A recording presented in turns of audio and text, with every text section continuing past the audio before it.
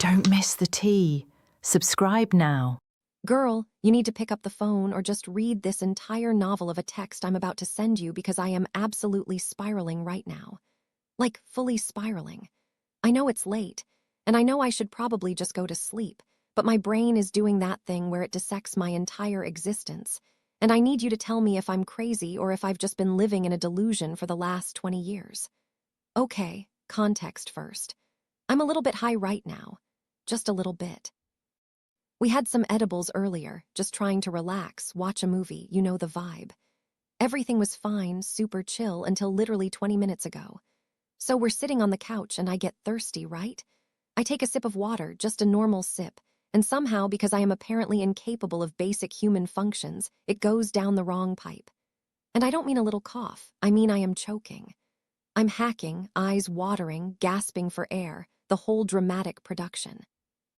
My boyfriend is patting my back, asking if I'm good, and eventually I catch my breath.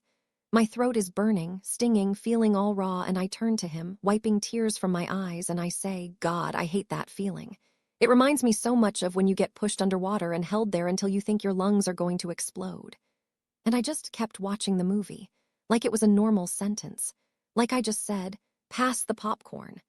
But he didn't unpause the TV. He just looked at me with this weird, confused expression. He goes, Baby, what? Why is that your specific comparison for choking on water? That's oddly specific. I shrugged, because to me it is specific, but it's also just a fact of life. So I start telling him the story. And as I'm telling him, watching his face go from confused to horrified, I start getting this sinking feeling in my stomach. You know my sister. You know we don't talk much. You know the vibe is icy at best and toxic at worst. But I've never really deep dived into the childhood stuff with you beyond the usual, she was a mean big sister spiel. So I tell him, back when I was like 7 years old, which makes her 14, by the way, that 7-year age gap is important, we used to go swimming all the time. We had that pool in the backyard, or we'd go to the community center, just normal summer stuff. I told him about how she would play this game. But it wasn't a game, not really. We'd be in the water, splashing around, and out of nowhere, without any warning, she would just grab me, not a playful dunk. She would grab the top of my head with her hand, or grab my shoulders, and shove me under the surface. And girl, she wouldn't just dunk me and let me go. She would hold me there. I'm talking about being 7 years old, tiny, helpless, and having a teenager use her full body weight to pin me to the bottom of the pool. I described the feeling to my boyfriend, and I'm literally shaking typing this out now because the sensory memory is hitting me so hard. I remember the sound of the water rushing in my ears, that muffled silence. I remember opening my eyes and seeing the distorted blue light and her legs just standing there, firm, immovable. I would fight. I would thrash. I would try to claw at her arms, try to kick, try to find footing to push myself up. But she was so much stronger than me. It was physically impossible to get up. And the panic, oh my God. The panic wasn't just I want to breathe. It was primal terror. It was that burning in your chest when your lungs are screaming for oxygen, and your brain switches into that fight or flight mode where you genuinely think, this is it. I am going to die right now.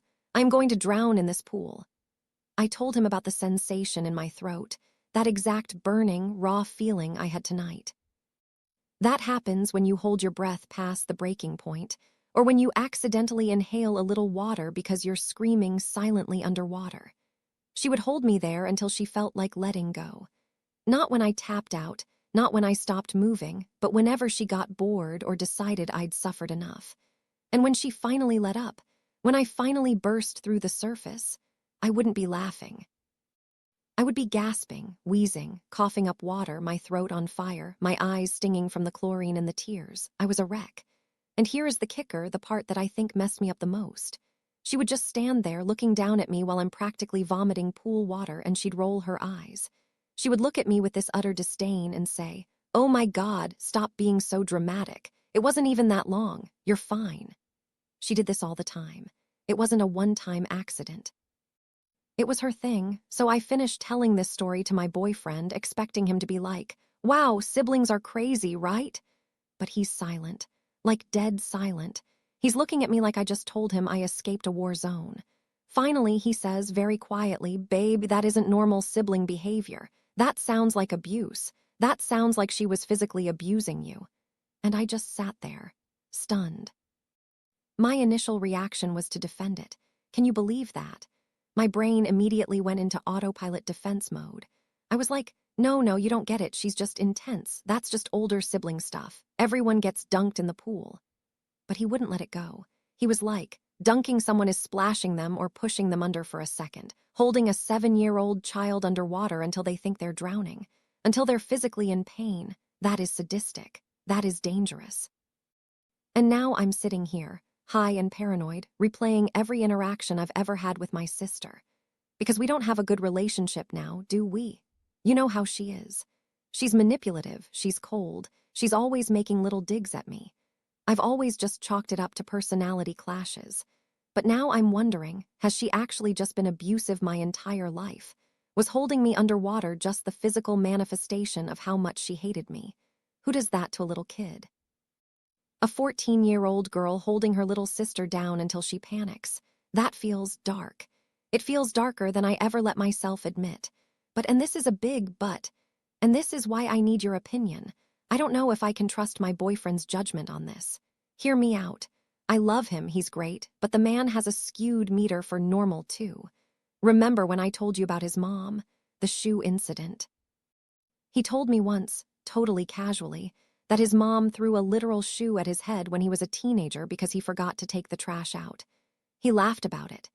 He thinks that's just parents being parents, and that it's totally normal and okay behavior. So I'm sitting here thinking, okay, this man thinks domestic violence via footwear is acceptable, but my swimming pool trauma is a bridge too far. Is he the best judge of what's abusive and what is? Or are we just two traumatized people sitting on a couch, comparing battle scars and realizing neither of us knows what a healthy childhood looks like? I feel like the floor has dropped out from under me.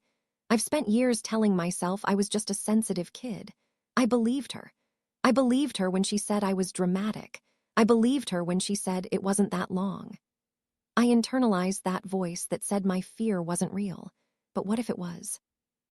What if I was actually fighting for my life in that pool and she was just watching? I need you to be honest with me, brutally honest. Don't sugarcoat it because I'm high or because you're my best friend. Is this normal? Did your brother ever do this to you? Did you ever hear of anyone else's siblings doing this? Because the more I think about that feeling, the burning throat, the helplessness, the water closing over my head, the more I feel like I need to cry. I feel like that little 7-year-old girl is still somewhere inside me, holding her breath, waiting for her big sister to finally let go. Am I overreacting? Is my boyfriend reading too much into it because he's protective, or have I genuinely been downplaying something horrific for 20 years? Please text me back. I'm staring at the wall and I think I might lose my mind if I don't get a reality check. Is this tea or is this trauma? Help.